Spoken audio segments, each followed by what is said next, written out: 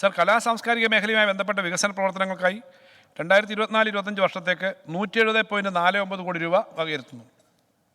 കേരളത്തിലുടനീളം മ്യൂസിയങ്ങൾ നവീകരിക്കുവാനും പുനഃക്രമീകരിക്കുവാനും ഒരു സമഗ്ര പദ്ധതി നടപ്പിലാക്കാൻ ഉദ്ദേശിക്കുന്നു.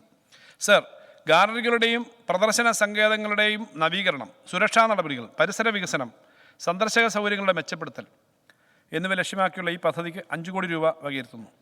എല്ലാ ജില്ലകളിലും പൈതൃക പുരാവസ്തു മ്യൂസിയങ്ങൾ താമസിക്കുന്നതിന് 5 കോടി രൂപ വകയിരുത്തുന്നു. കൊച്ചി നഗരത്തിൽ മ്യൂസിയം കൾച്ചറൽ കോംപ്ലക്സ് നിർമ്മാണത്തിനായി 5 കോടി രൂപ വകയിരുത്തുന്നു. പ്രാദേശിക മ്യൂസിയങ്ങൾ. സർ, തദ്ദേശ സ്ഥാപന അടിസ്ഥാനത്തിൽ നാടിൻ്റെ ചരിത്രവും പഴയകാല അനുഭവങ്ങളും പകർന്നു നൽകുന്ന പ്രാദേശിക മ്യൂസിയങ്ങൾ ലോകത്ത് പല രാജ്യങ്ങളിലുമുണ്ട്. നമ്മുടെ സംസ്ഥാനത്ത് ഈ രംഗത്ത് കൂടുതൽ ശ്രദ്ധ നൽകാനും ഇത്തരം കേന്ദ്രങ്ങൾ വികസിപ്പിക്കാനുമായി ഒരു പ്രത്യേക പദ്ധതി തദ്ദേശ സ്വയംഭരണ സ്ഥാപനങ്ങളുമായി ചേർന്ന് വികസിപ്പിക്കും. ചെലവിൻ്റെ ഒരു ഭാഗം സർക്കാർ സഹായമായി നൽകും. ഇതിനായി 10 കോടി രൂപ വകയിരുത്തുന്നു. സർ, വിവിധ മ്യൂസിയങ്ങളുടെയും ഗാലറികളുടെയും നവീകരണത്തിനും സംരക്ഷണത്തിനും മ്യൂസിയം ക്യാമ്പസുകളുടെ വികസനത്തിനുമായി 9 കോടി രൂപ നീക്കിവെക്കുന്നു. തിരുവനന്തപുരം, തൃശ്ശൂർ മൃഗശാലകളുടെ നവീകരണത്തിനായി 7.5 കോടി രൂപ വകയിരുത്തുന്നു. പാവങ്ങളുടെ പടത്തലവനെന്ന് വിശേഷിക്കപ്പെടുന്ന AKGയുടെ വിവിധ കാലഘട്ടങ്ങളെ അടയാളപ്പെടുത്തുന്ന മ്യൂസിയത്തിനായി 3.75 കോടി രൂപ വകയിരുത്തുന്നു. ചലച്ചിത്ര വികസന കോർപ്പറേഷൻ്റെ പ്രവർത്തനങ്ങൾക്ക് 18 കോടി രൂപ വകയിരുത്തുന്നു. സാഹിത്യ academic 3.2, Sangeetha Nataka academic 7.5, Lalithakala academic 5.5, folklore academic 3.1 എന്ന നിലയിൽ വകയിരുത്തുന്നു. സർ, സംസ്ഥാന ചലച്ചിത്ര അക്കാദമിയുടെ പ്രവർത്തനങ്ങൾ 14 കോടി വകയിരുത്തുന്നു. ജവഹർ ബാലഭവനങ്ങൾക്കായിട്ട് 2 കോടി രൂപ വകയിരുത്തുന്നു. കലാമണ്ഡലത്തിൻ്റെ വിവിധ കലാ അക്കാദമിക് പ്രവർത്തനങ്ങൾക്കായിട്ട് 19.5 കോടി രൂപ വകയിരുത്തുന്നു. സർ, സംസ്ഥാനത്തെ അംഗീകൃത സ്ഥാപനങ്ങളിൽ നിന്നും ബിരുദം നേടുന്ന യുവകലാകാരന്മാർക്ക് 1000 വജ്ര ജൂബിലി ഫെലോഷിപ്പുകൾ നൽകുന്ന പദ്ധതിക്കായി 13 കോടി രൂപ വകയിരുത്തുന്നു. സർ, പ്രധാനപ്പെട്ട ഹെഡിങ്ങുകൾ വായിച്ചിട്ട് അങ്ങ് പോവാണ്. അത് സ്പീക്കർ ചെയർ അനുവദിക്കുമല്ലോ.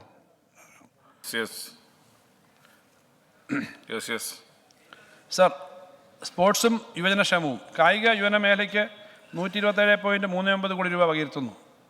സർക്കാർ ധനസഹായത്തിന് പുറമെ പുറത്തുനിന്നുള്ള സ്വകാര്യ മേഖലയിൽ നിന്നുള്ള വിഭവസമാഹരണം കൂടി ലക്ഷ്യമിട്ട് ആരംഭിച്ച സ്പോർട്സ് ഡെവലപ്മെൻറ്റ് ഫണ്ടിന് 8.54 കോടി രൂപ വകയിരുത്തുന്നു. സർ, കായിക മേഖലയുടെ അടിസ്ഥാന സൗകര്യ വികസനത്തിനായി 17.5 കോടി രൂപ വകയിരുത്തുന്നു.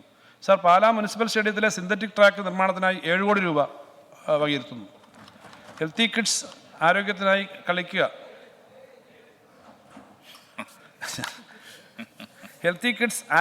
കളിക്കുക പദ്ധതി നടപ്പിലാക്കുന്നതിന് സൗകര്യങ്ങൾ വികസിപ്പിക്കുന്നതിനായി 6.5 കോടി രൂപ വകയിരുത്തുന്നു. ഗ്രാമീണ കളിസ്ഥലങ്ങൾ വികസിപ്പിക്കുന്നതിന് 8 കോടി രൂപ വകയിരുത്തുന്നു. ഓരോ ഗ്രാമപഞ്ചായത്തിലും ഒരു കായിക സൗകര്യം കളിസ്ഥലം എന്ന ലക്ഷ്യം കൈവരിക്കുന്നതിനായി സ്പോർട്സ് കേരള ഫൗണ്ടേഷൻ മുഖേന ചെലവഴിക്കുന്നതാണ്. സർ, കേരള സ്പോർട്സിൻ്റെ ആർക്കൈവ്സ്, സ്പോർട്സ് മ്യൂസിയം തുടങ്ങിയവ മെച്ചപ്പെടുത്താനായിട്ട് 50 ലക്ഷം രൂപയുടെ സഹായം നൽകുന്നതാണ്. സ്പോർട്സ് കൗൺസിലിന് 34 കോടി രൂപ നീക്കിവെക്കുന്നു. യുവജനക്ഷേമ ബോർഡിന് 17 കോടി രൂപ വകയിരുത്തുന്നു. സർ, വൈദ്യ ശുശ്രൂഷയും പൊതുജനാരോഗ്യവും. 24-25 സാമ്പത്തിക വർഷം 2052.23 കോടി രൂപ വകയിരുത്തുന്നു.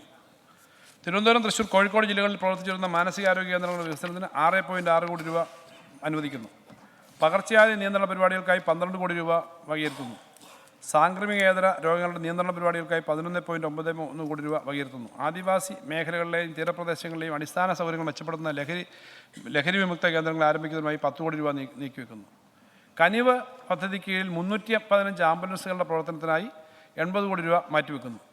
ആർദ്രം പദ്ധതിക്ക് 24.88 കോടി രൂപ മാറ്റിവെക്കുന്നു. സർ, ആരോഗ്യ സുരക്ഷാ ഫണ്ട് എന്ന ഒരു പദ്ധതി പറയുകയാണ്. കേരളത്തിൻ്റെ പൊതുജനാരോഗ്യ മേഖലയിൽ വലിയ കുതിച്ചുചാട്ടമാണ് ഉണ്ടായിട്ടുള്ളത്. സർക്കാർ ആശുപത്രികളിൽ അഭൂതപൂർവമായ അടിസ്ഥാന സൗകര്യ വികസനമാണ് നടന്നിട്ടുള്ളത്. കിഫ്ബി വഴി ആയിരക്കണക്കിന് കോടി രൂപയുടെ നിർമ്മാണ പ്രവർത്തനങ്ങൾ സാധ്യമായി. കരൾമാറ്റം, ഹൃദയമാറ്റം ഉൾപ്പെടെയുള്ള സങ്കീർണമായ ശസ്ത്രക്രിയകൾ ജില്ലാ ആശുപത്രികളിൽ വരെ സാധാരണമായി നടക്കുകയാണ്.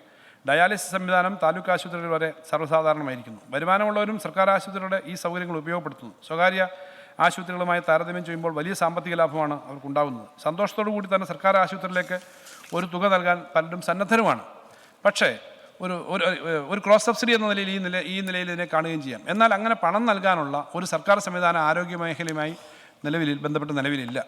ആശുപത്രികളുമായി ബന്ധപ്പെട്ട് ഇത്തരത്തിൽ തുകകൾ നൽകാൻ തയ്യാറാവുന്നവർക്കായി ഒരു സർക്കാർ റെമിറ്റൻസ് അക്കൗണ്ട് സംവിധാനം ഒരുക്കുന്നതായിരിക്കും. വിശദാംശങ്ങൾ പിന്നീട് ആലോചിച്ച് രൂപീകരിക്കുന്നതാണ്. സർ, സംസ്ഥാനത്തെ പ്രധാനപ്പെട്ട ആശുപത്രികളിൽ പുതുതായി ഡയാലിസിസ് യൂണിറ്റുകൾ സ്ഥാപിക്കുന്നതിന് 9.88 കോടി രൂപ വകയിരുത്തുന്നു. സർ, ആയുഷ്മാൻ ഭാരത് പദ്ധതിക്ക് കീഴിൽ school health and wellness programme എന്നൊരു പുതിയ പദ്ധതി പ്രഖ്യാപിക്കുകയാണ്. കേരളത്തിലെ LP, UP, HSS വിഭാഗങ്ങളായി 16,240 സ്കൂളുകളിലെ 60 ലക്ഷത്തോളം കുട്ടികൾക്ക് പ്രദേശത്തെ PHCയുടെ ആഭിമുഖ്യത്തിൽ ആരോഗ്യ പരിശോധനയും അത് സംബന്ധിച്ച് ഇലക്ട്രോണിക് ഡാറ്റാബേസ് തയ്യാറാക്കൽ, ഫസ്റ്റ് എയ്ഡ് പരിശീലനം എന്നിവയും ലക്ഷ്യമിടുന്നു. 50% LP സ്കൂളുകളിൽ നാഷണൽ ഹെൽത്ത് മിഷൻ്റെ ആഭിമുഖ്യത്തിലും 12ാം ക്ലാസ് വരെയുള്ള മറ്റ് സ്കൂളുകളിൽ സംസ്ഥാന പദ്ധതി ഉപവിനിയോഗിച്ച് നടപ്പിലാക്കുന്ന സ്കൂൾ ഹെൽത്ത് ആൻഡ് വെൽനസ് പ്രോഗ്രാമിൻ്റെ ആദ്യഘട്ടത്തിനായി 3.1 കോടി രൂപ വകയിരുത്തുന്നു. നാഷണൽ ഹെൽത്ത് മിഷൻ പദ്ധതിയുടെ സംസ്ഥാന വിഹിതമായി 465 കോടി രൂപ വകയിരുത്തുന്നു. സർ, PM ആയുഷ്മാൻ ഹെൽത്ത് ഇൻഫ്രാസ്ട്രക്ചറിനായി 25 കോടി രൂപ വകയിരുത്തുന്നു.